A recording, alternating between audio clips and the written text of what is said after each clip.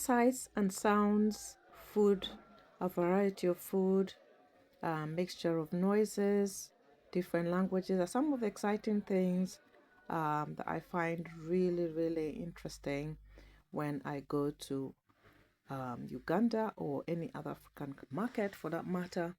Um, this was the afternoon I had just arrived back to Uganda from Nairobi, the journey that started from my Mombasa, and I had to use coaches because I really couldn't um, find a way from coming with a train from Mombasa to Nairobi to shorten my journey. And of course, I really wasn't in a position to buy flights because the number of trips that I had to make, honestly, it would have cost me more. But anyway, and this is also the very day that I was due to fly back to UK. So I arrived by the coach at around 5:40 a.m. in the morning, came home and rested for about 2 hours. Had lunch at my sister-in-law, my brother's home, and went to the market with my brother. Now here, um, I came to buy some of the food items that I like to bring with me. And here the lady was just measuring some peanut butter for me. Now there's peanut butter, there's also peanut butter mixed with sim, and there's also sim on its own and peanut butter on its own. I bought one of each. I also bought some for my family over in Uganda. I also went for dried fish, which is tilapia. And here we were just trying to look out for some of the better ones, the ones that were well dried and ready for, purchase that would keep okay until I came to the UK. This is the local market near my brother's home. And on this occasion, it's been really convenient because I've come to learn that it's just best to keep things local, because going into town, into some of the larger markets, that's fine, but it just means that I just didn't have time, and you get the same thing. You really, I was quite surprised at the range of food items that I could get in this very market. So there really was no need for me to go far out into some of the town markets, spending more time on the road, transport, and so forth. So this is the stopover, the Seeta market, and I got what I wanted here. They have a range of other items, vegetables, all manners of vegetables, dried dried goods, dried food items such as cooking spices and so forth. And so many other things. So many other things. There's a supermarket here, a smaller supermarket that has quite a lot, and I was able to do much of my shopping here.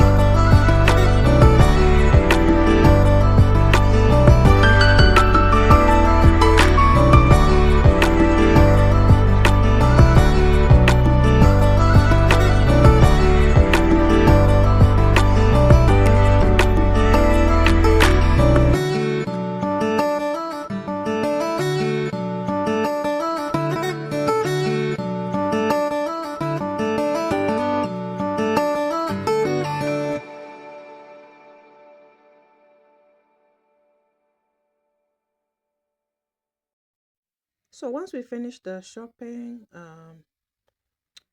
with my brother, we went and loaded them in the car, and we still had a little bit of supermarket items to actually purchase. Here we are in the supermarket locally. They have a wide range of items, food items here: spices, rice, peanut butter, cooking oil, both locally peanut butter and actually I believe imported teas, I thought I noticed it. washing items, laundry items, cosmetics and so forth. So many items you can find in this store. And that was much of my shopping concluded. And remember, I said earlier on, this was the very day that I was flying. By now, it was around, uh, well, we are now driving to the airport with a few of my family members. Mm-hmm. Dad came along.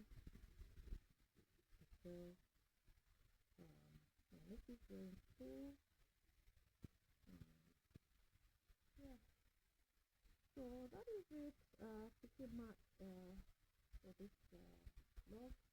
That was us headed to the airport. We passed by Lake Victoria, which is a very scenic view by the airport. When you coming and visit Uganda, you do very, very well and very vividly over Lake Victoria. On the way, Entebbe Airport is not really that near many of the towns. In comparison to Kenya, Jomo Kenyatta Airport is actually very near Nairobi town. Many of the towns are served well by a rapid service towards the airport. So we had to leave relatively early, around 2 p.m. We had got to the airport, which was quite rapid. Luckily for us, there was no traffic, not so much traffic on the route, which was a real help and a real bonus.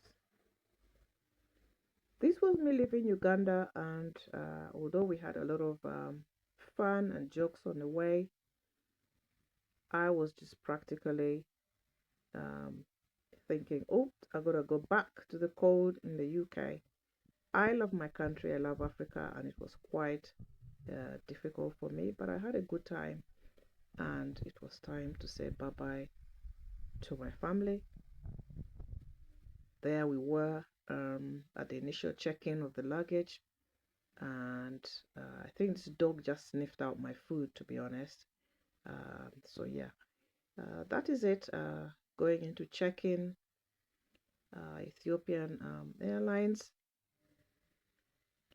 and at Entebbe Airport, families really do stay well behind at the gates when they drop off, and nobody comes through the main gates. And that is pretty much in. You do say bye bye, and people, family cannot follow you further, which is, it makes it hard. It makes it hard, but there you go. That's what it is. Um, Please do comment. Let me know how you find the vlogs, what you're enjoying here, where you're watching from. It would be nice to hear from you. Here we're a group of, I believe, I don't know whether they're from a organization traveling in a group. And here I had just checked right through all my baggage and everything, and I was just going to the lounge areas and so forth. Entebbe Airport has improved significantly over the years. They've rebuilt it. However, one of the things that I couldn't do was to charge my phone, and I had left home without much of a battery on my phone.